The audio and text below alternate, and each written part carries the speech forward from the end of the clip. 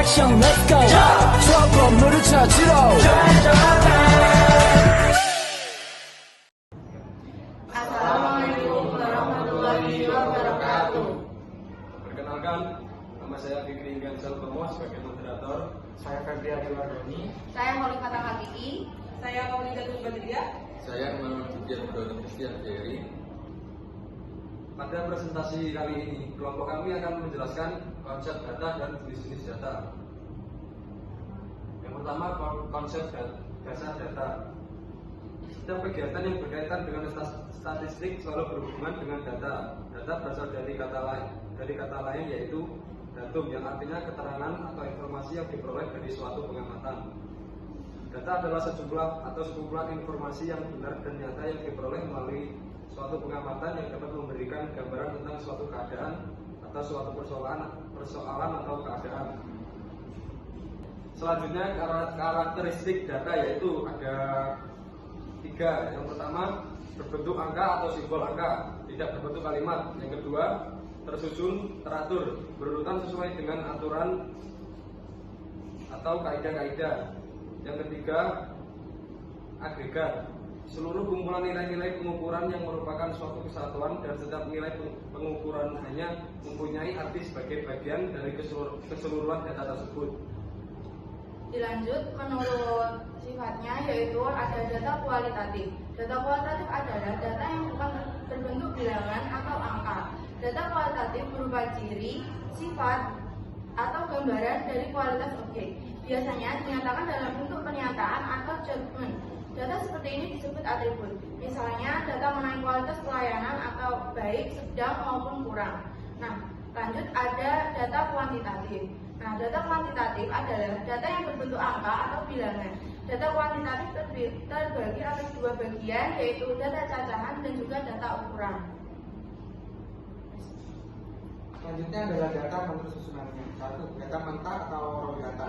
Data mentah adalah data yang belum tersusun secara sistematis.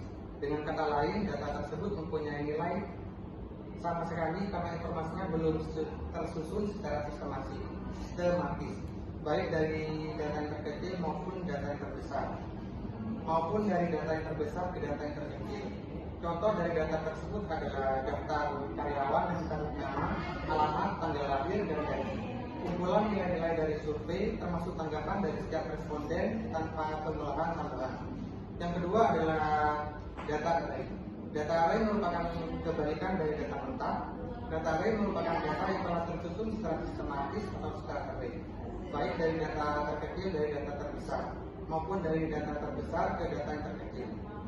Selanjutnya data menurut sumbernya. Yang pertama, data internal. Data internal adalah data yang sumbernya berasal dari dalam organisasi, misalnya data keuangan, data pegawai, data produksi, dan sebagainya.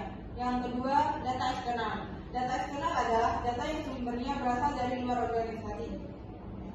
Misalnya, data jumlah penggunaan suatu produk pada konsumen, tingkat frekuensi pelanggan, persebaran penduduk, dan lain sebagainya. Selanjutnya, data menurut cara memperolehnya. Yang pertama ada data primer. Data primer adalah data yang diperoleh dari sumber pertama atau secara langsung dari sumber data. Data primer biasanya belum diolah, dikumpulkan dan diolah sendiri oleh suatu organisasi atau perseorangan langsung dari objeknya. Contoh dari data primer adalah data kepuasan pelanggan, tingkat independensi akuntan publik, dan data tingkat kinerja manajerial. Yang kedua,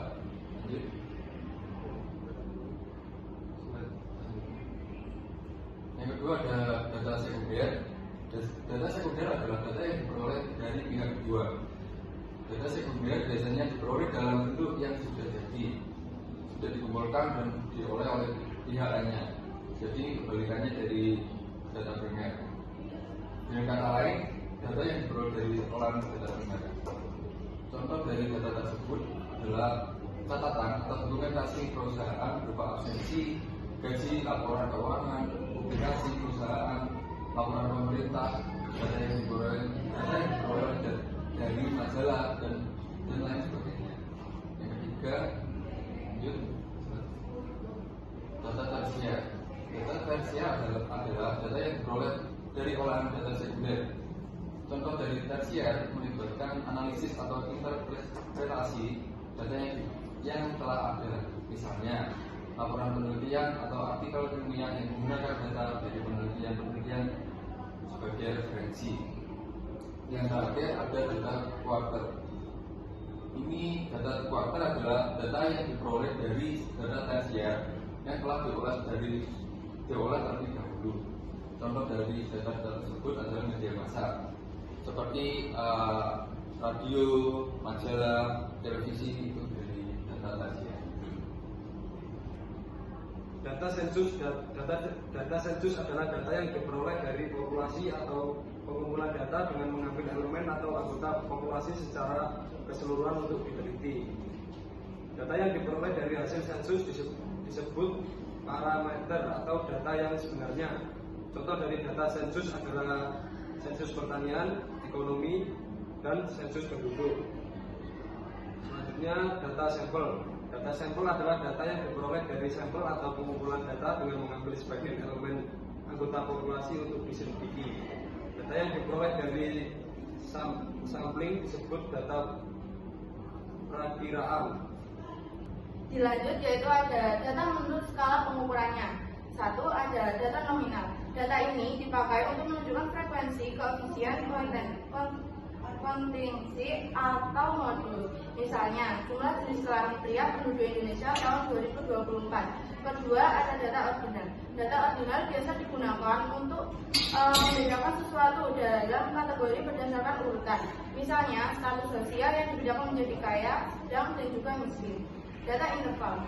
Data interval ditampilkan dalam bentuk urutan bertingkat. Biasa dipakai dalam sebuah kuesioner, misalnya untuk menunjukkan kualitas software dengan melihat rating dari para penggunanya. Nah, terus data rasio. Data rasio untuk menunjukkan rata-rata geometrik atau koefisien variasi, seperti jumlah penduduk yang bekerja di bidang pertanian. Selanjutnya data menurut waktu pengumpulannya. Yang pertama, data cross section. Data cross section adalah data yang dikumpulkan pada suatu waktu tertentu untuk menggambarkan keadaan dan kegiatan pada saat waktu tersebut. Misalnya, pengukuran data dari karyawan dari berbagai kota, ada di antaranya yang selalu tinggi nilainya dan ada di antaranya yang selalu rendah nilainya. Yang kedua, data time series atau data bentuk. Data time series adalah data yang dikumpulkan dari waktu ke waktu untuk melihat perkembangan suatu kejadian atau kegiatan selama periode tersebut. Misalnya harian, mingguan, bulanan, atau tahunan.